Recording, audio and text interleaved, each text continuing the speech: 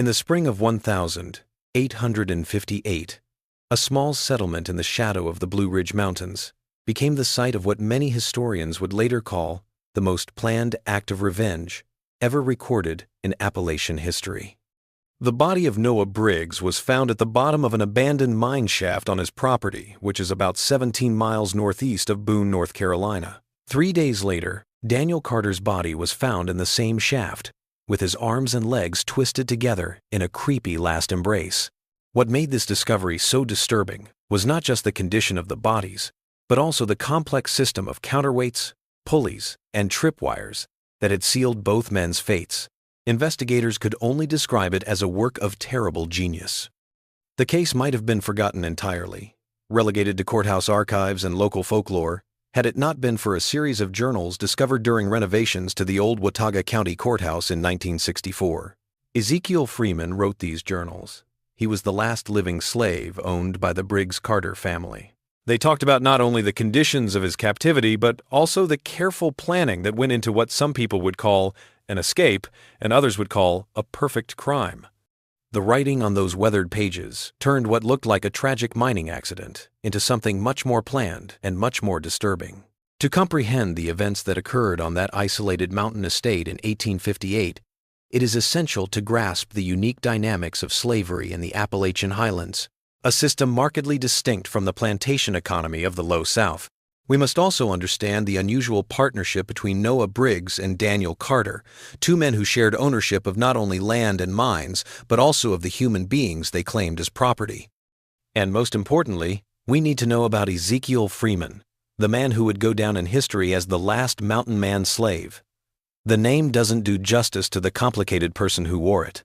In the middle of the 19th century, the mountain areas of western North Carolina were in an uneasy state between two worlds.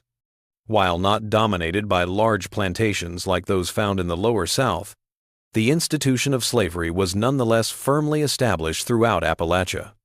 According to court records, about 18% of mountain households had slaves, and most of them had fewer than 5. In the highlands, the practice changed in some ways. Slaves often worked in close quarters with their owners, doing small-scale farming, mining, or skilled trades, instead of working on huge cotton or tobacco fields. In 1846, Noah Briggs moved to Watauga County after buying 600 acres of forested land and the mineral rights to a promising copper deposit. At the time, county records say he was 34 years old, a widower from eastern Virginia who had worked in mining and had a small inheritance. The next year, he went into business with Daniel Carter, a 1-year-old single man from South Carolina who brought more money and 3 enslaved workers to the business.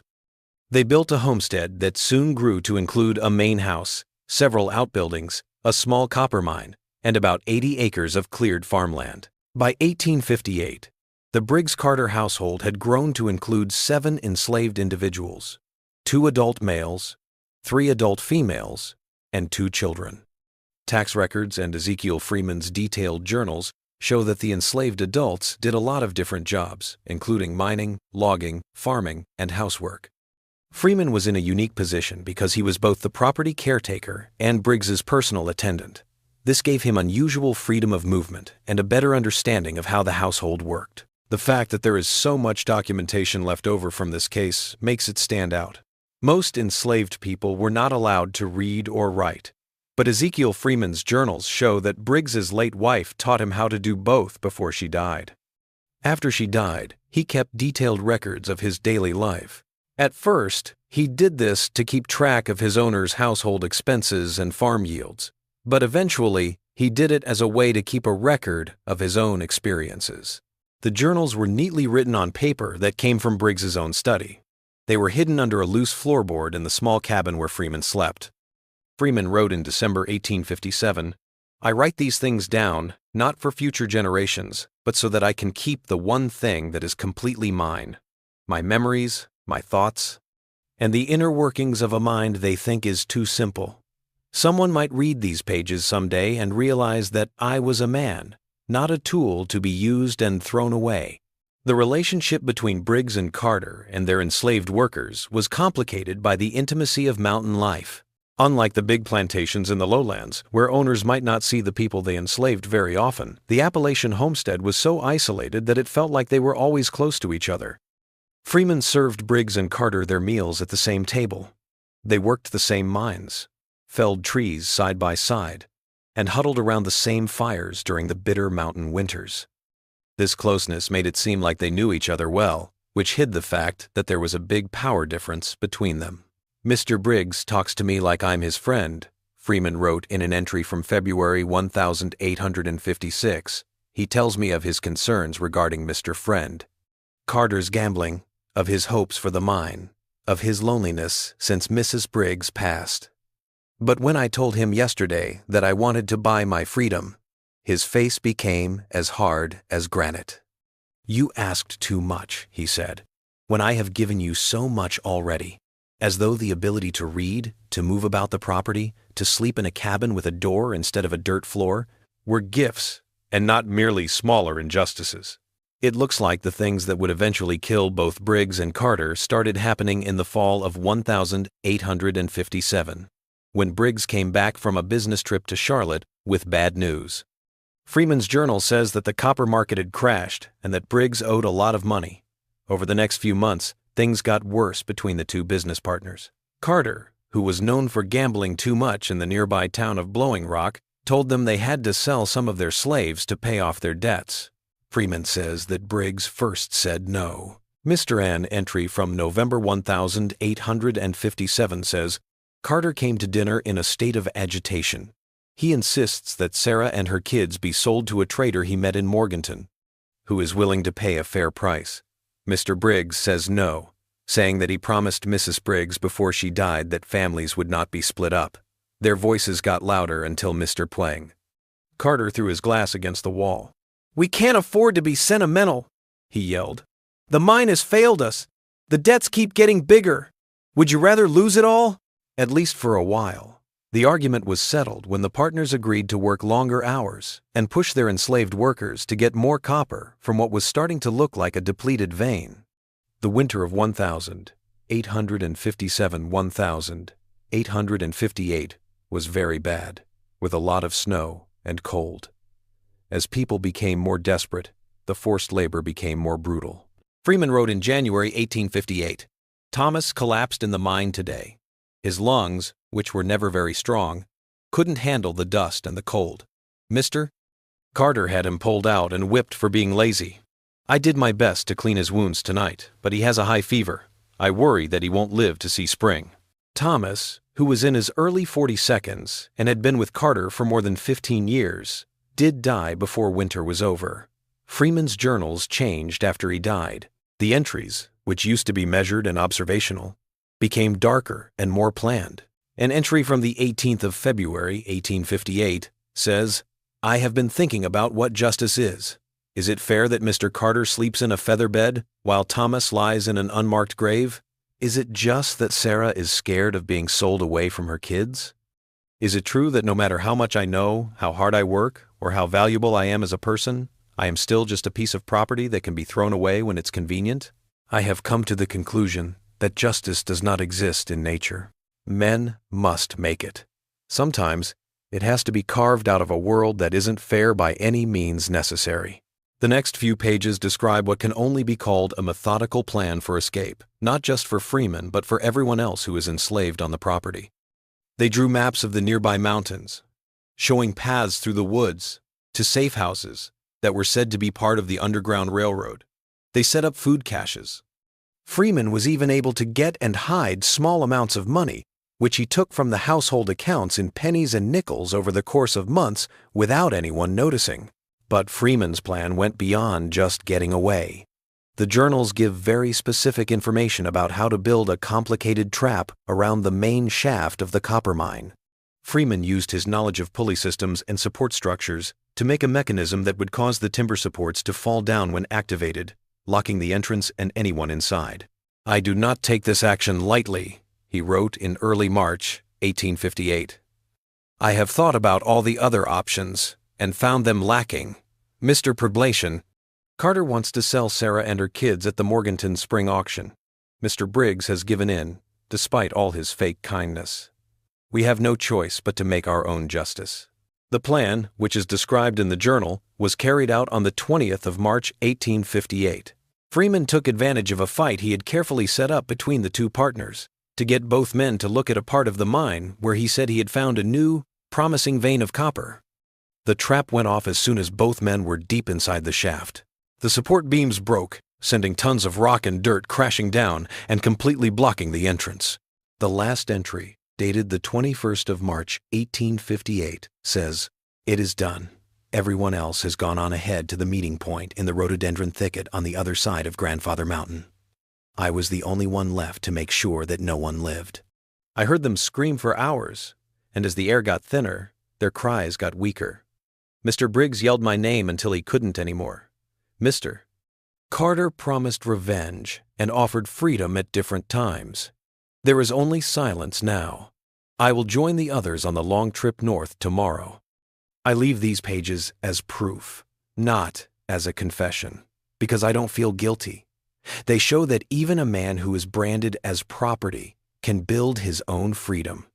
To those who read these words, I was Ezekiel Freeman. I was a slave. I am no longer a slave. We don't know much about what happened to Freeman and the other people who escaped with him. There are some records that show that at least some of the group made it to Pennsylvania. For example, in 1862, during the Civil War, a man who looked like Freeman was working as a carpenter in Philadelphia. Records of enlistment show that he might have joined a colored regiment under the name Ezekiel Justice, but this link is still just a guess. The investigation into the deaths of Briggs and Carter found that the mine collapse was a tragic accident caused by bad maintenance and structural failure. There was no evidence to suggest otherwise until Freeman's journals came to light after more than 100 years. The partners' debts were finally paid off by selling the property. The entrance to the mine was permanently closed, and people in the area forgot about what happened that spring. The journals themselves are a complicated moral document. They tell the story of a system that was cruel to people. It enslaved and planned the killings of people who would be considered premeditated murder under modern law. They make us think about hard questions about justice, revenge, and how far someone might go to get freedom. When the journals were found during the courthouse renovations of 1964, they caused a brief stir in academic circles, but were quickly silenced. According to courthouse records, they were first classified as historically important documents. However, several well-known local families who said they were related to the Briggs and Carter lineages later had them taken out of public view. They stayed sealed in the state archives until 1982, when historians were able to get them reclassified as public historical documents through a legal challenge. The original journals are now kept in the North Carolina State Archives in Raleigh. The pages are yellow with age, but the ink is still easy to read. The forest has taken back the land where the Briggs-Carter homestead used to be. There is little left of the houses or the mine that used to be there. People who hike in the area sometimes find strange pieces of rusted metal or crumbling stone foundations, but the mine shaft's exact location has been lost to time and deliberate obscurity. The story of Ezekiel Freeman and the deadly trap that buried his enslavers alive is a powerful reminder of a part of Appalachian history that is often forgotten. The Mountain South is often thought of as a place where slavery wasn't as common as it was on plantations, but the truth is that it was much more complicated than that. The institution was present throughout the highlands, manifesting in forms that were occasionally less conspicuous, yet equally dehumanizing. Freeman wrote in one of his last entries, "I have seen that men get used to injustice when it is wrapped in familiarity. When something is a part of their daily lives, they stop seeing how wrong it is. Maybe this is why Mr. Briggs could be nice to me in the morning and then deny my humanity in the afternoon. Perhaps this is why Mr. Carter could read his Bible before overseeing a whipping. They couldn't see the contradiction anymore. But I can see perfectly clearly. Ultimately, the narrative of the final mountain man's slave transcends a mere account of escape or retribution. It's a complicated story about how people can be both cruel and strong, how moral questions come up in systems that are based on basic injustice, and how far someone might go to get their freedom and dignity back. It forces us to confront uncomfortable truths about our shared history and to recognize that beneath the picturesque beauty of the Blue Ridge Mountains lies stories that are far darker and more complex than the regional mythology often suggests. The shaft where Briggs and Carter met their end was sealed not just by rock and earth, but by a conspiracy of silence that sought to bury their story alongside their remains. But Freeman's secret journals made sure that the truth would come out eventually, like water flowing through rock, which is impossible to keep hidden forever. Engineers, who later studied Freeman's designs, said that they showed an exceptional understanding of structural mechanics and physics. This is because of the complex trap that brought down the mine shaft, which was made up of counterweights and trigger mechanisms. They thought that Freeman might have learned these things from someone, maybe Briggs himself, who had only studied engineering for a short time at the College of William and Mary. If so, it represents a final bitter irony that the knowledge imparted to enslave more efficiently became the tool of ultimate liberation. Today, the forests have reclaimed the land where these events unfolded. The mountains keep their secrets close, only letting them out in bits and pieces, like the sound of leaves rustling and old trees groaning. But for those who know where to look and how to listen, the story of Ezekiel Freeman still echoes across the Blue Ridge's ridges and valleys. It reminds us that history is always more complicated, more human, and often darker than the clean versions we like to remember. And perhaps on certain nights, when the wind howls down from the mountain peaks in that remote patch of forest where the old mine once operated, one might still hear the faint, desperate cries of two men trapped beneath the earth, calling the name of the man who sealed their fate and then vanished into the mist-shrouded mountains, carrying with him nothing but the precious burden of his newly claimed freedom. Historians who have looked into the case say that the things that happened on the Briggs-Carter property happened during a time of rising tensions across the country. By 1858, the country was on the brink of a war that would end the issue of slavery with bloodshed. These national divisions were especially hard to understand in the Appalachian Mountains. Most people who lived in the mountains didn't own slaves, but those who did often had more political and economic power than others. Watauga County court records show that slaveholders owned about 62% of the area's wealth, even though they made up less than 20% of the population. It was into this environment of inequality and mounting tension that Ezekiel Freeman plotted what some historians have called the perfect escape. Freeman's plan was impressive, not only because it worked, but also because it was so thorough. According to interviews with older people in the area in 1937, Freeman didn't just run away. He methodically destroyed the business that had enslaved him. These people said they had heard the story from their parents and grandparents.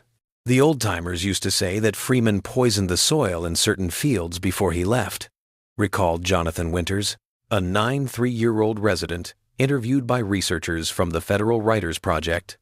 Not to kill anybody, but to make sure nothing would grow right for years after. They say he mixed salt and something else into the earth, where they planned to plant tobacco that spring. For almost 10 years, the fields were empty. While such claims cannot be verified, agricultural records do show that the property, when sold at auction following the deaths of Briggs and Carter, commanded a significantly lower price than comparable parcels in the area. It is said that the new owners had a hard time making the land useful, so they gave up farming and instead focused on cutting down trees. Another aspect of Freeman's plan, documented more reliably through banking records preserved in the Watauga County Historical Society archives, involved the partners' finances.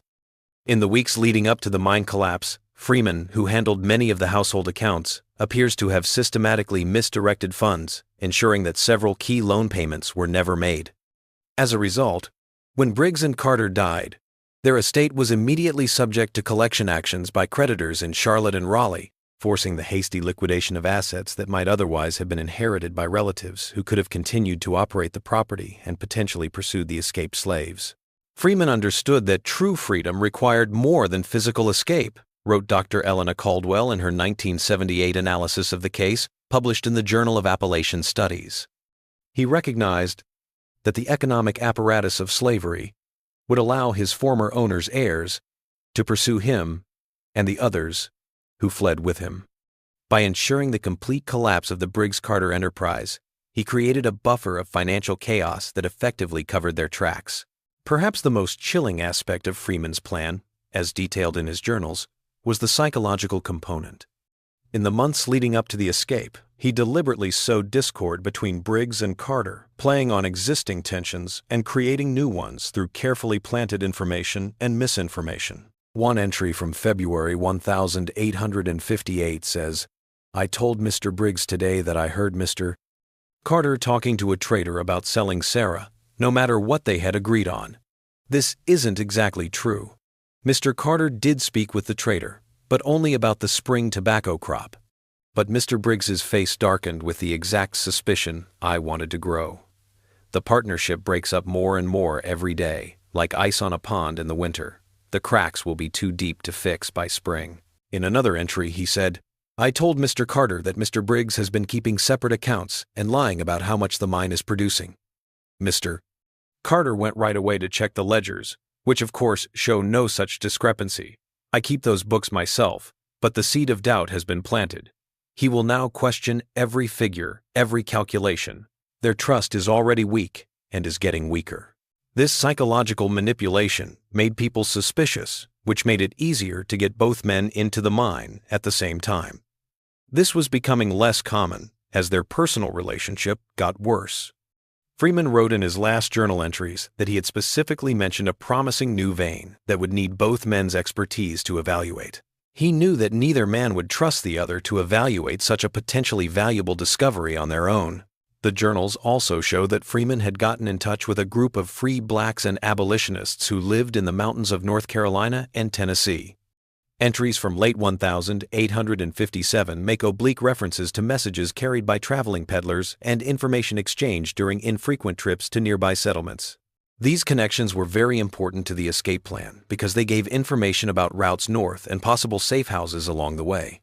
An entry from December 1857 says, "The peddler with the red wagon brought news yesterday.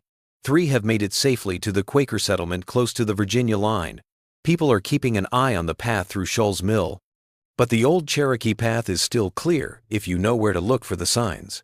Historians have put together the escape route, which probably took Freeman and the others through some of the Blue Ridge Mountains' most difficult terrain. They would have traveled at night and hidden during the day, using paths that only Cherokee hunters and a few white trappers knew about. In early spring, when the weather in the mountains is still unpredictable and streams are high with snowmelt, the trip would have been especially dangerous.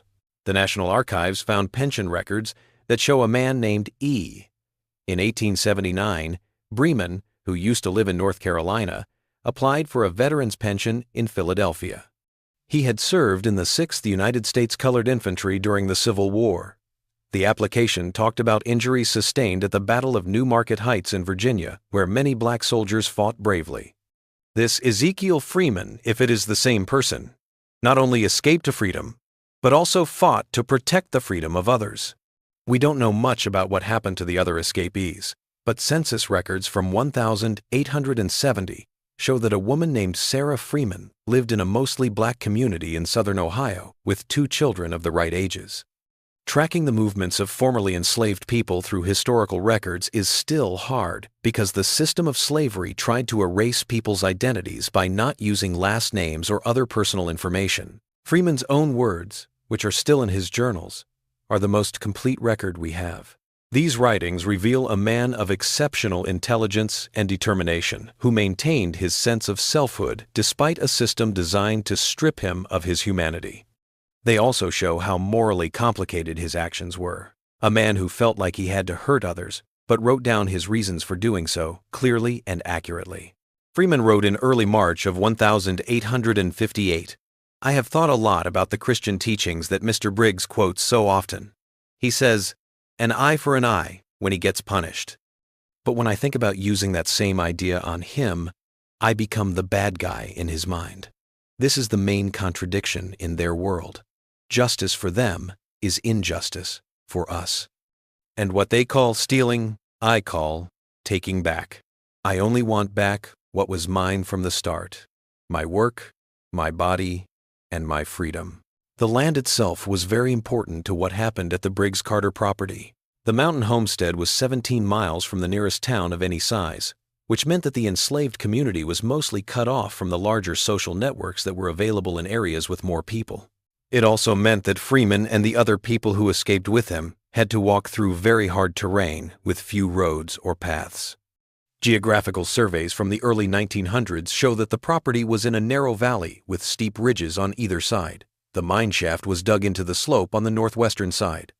The natural boundaries created by this terrain would have made it hard to get out of the valley in normal circumstances. To find good ways out, you would have needed to know the area well. Freeman's journals show that he had been mentally mapping these routes for years while he worked to keep the property's boundaries in good shape. "I have marked the third pine on the ridge above the North Creek," reads an entry from 1856 that seems to be about taking care of property, but is clearly part of a longer-term plan to get away. From there, you can see the main house and the gap in the ridge that goes to the Linville Gorge. The path is almost impossible to see when the rhododendron is in bloom, unless you know to look for the hemlock tree that has been struck by lightning and stands guard at the entrance.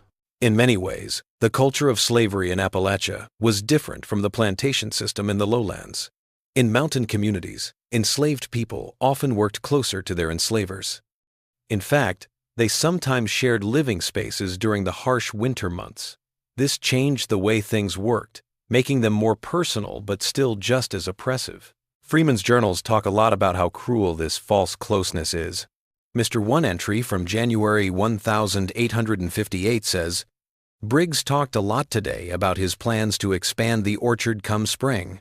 He talked about different kinds of apple trees, where they should be planted, and how they should be cared for, as if I had a stake in this future he imagines, like I might one day enjoy the shade of these trees or the taste of their fruit. He makes plans for 10 years in the future on land that I work hard to keep alive, never once thinking that I might have plans of my own." This complicated relationship also affected the other slaves who lived on the property. Freeman's journals say that Sarah, who mostly worked as a cook and housekeeper in the main house, put on a careful show of happiness to protect her kids. He wrote in December 1857, "Sarah has mastered the art of invisibility.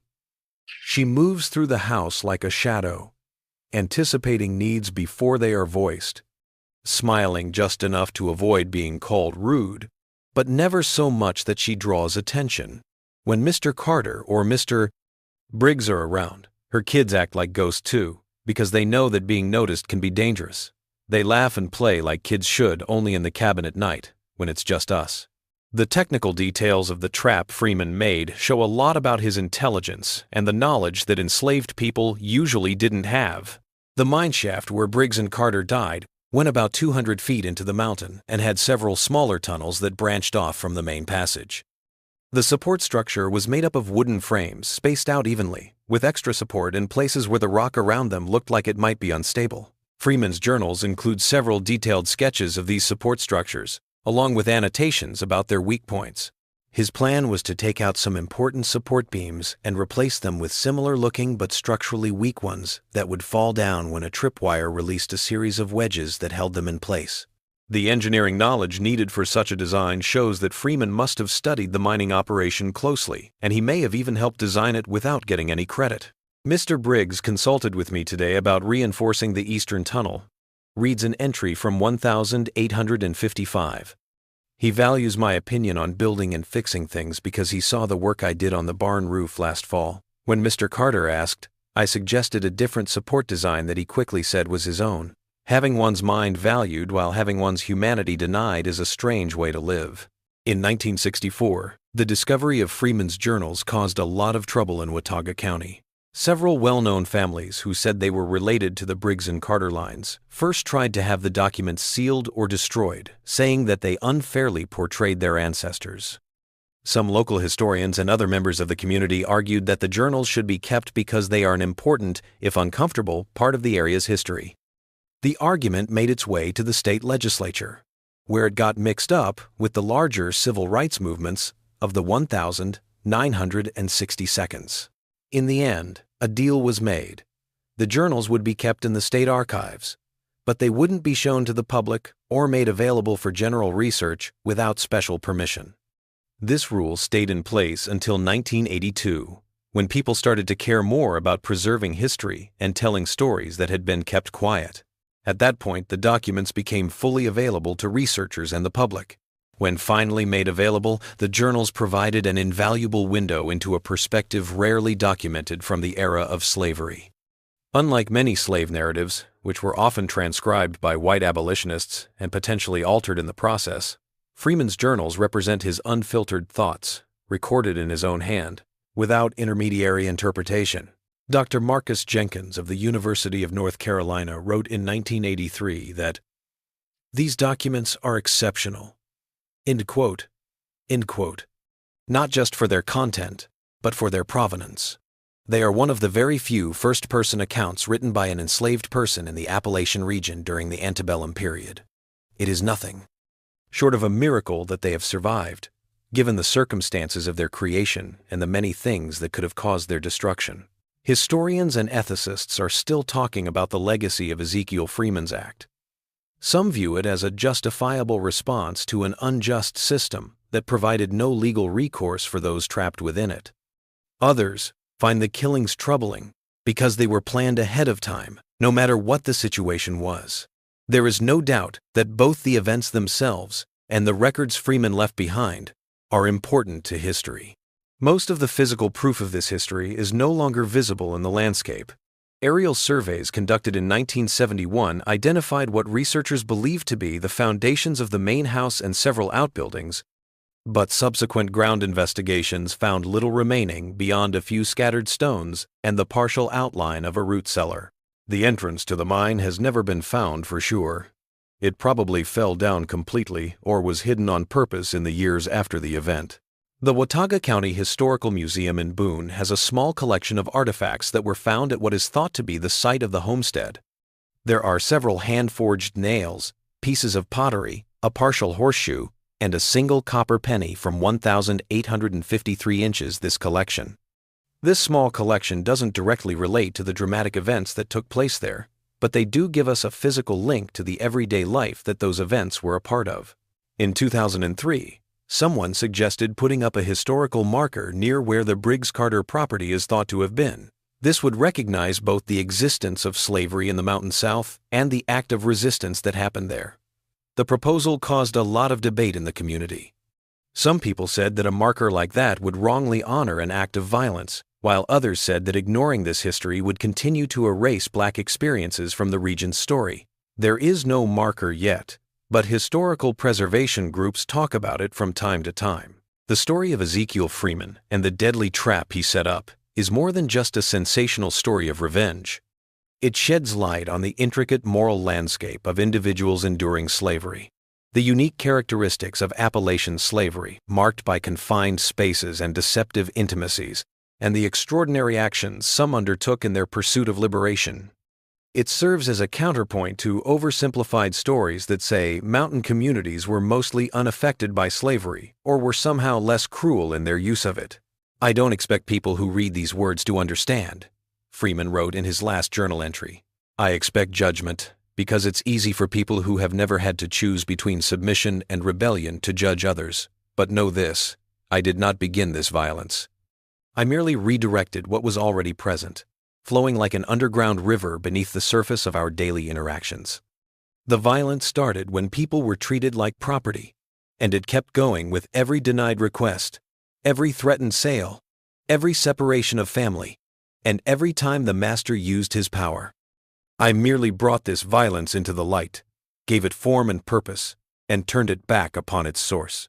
Today, the mountains of western North Carolina continue to draw visitors with their natural beauty and rich cultural heritage. Tourists hike the same ridgelines that Freeman and his fellow escapees traversed in their journey to freedom, often unaware of the complex human dramas that unfolded beneath these ancient trees. The story of the last mountain man slave reminds us that landscapes carry histories far more complicated than their postcard appearances might suggest. Ezekiel Freeman would have seen a change in American society that must have seemed impossible during his years of captivity if he really did live to see the end of slavery, as the pension records suggest.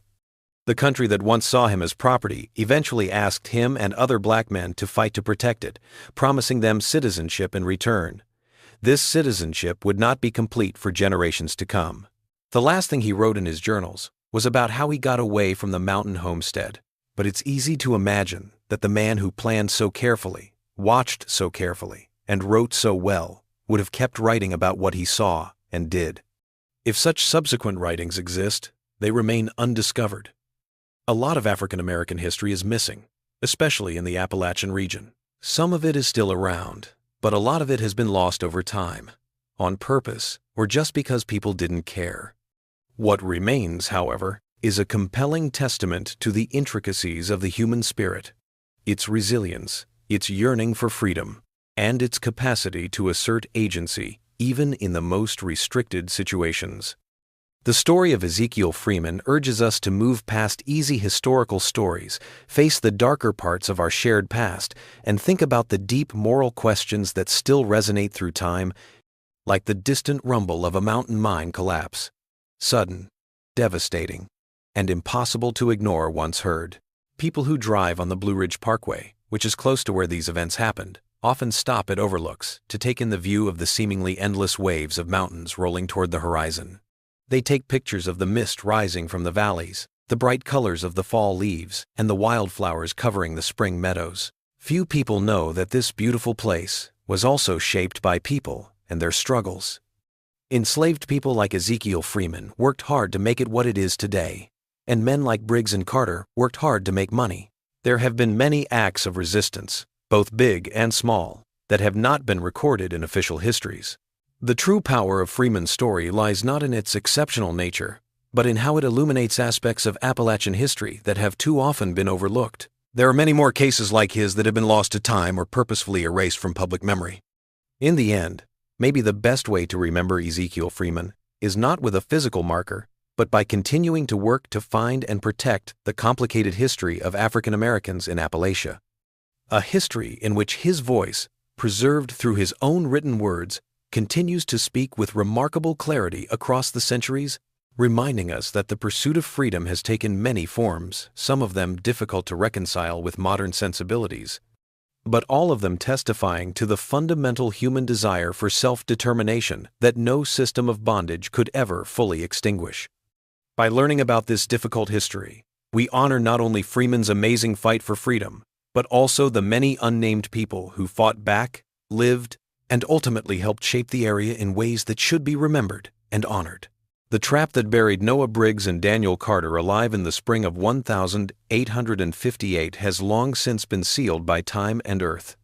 But the questions it raises about justice, resistance, and the human ability to be both cruel and brave are still important today, just like they were more than 150 years ago.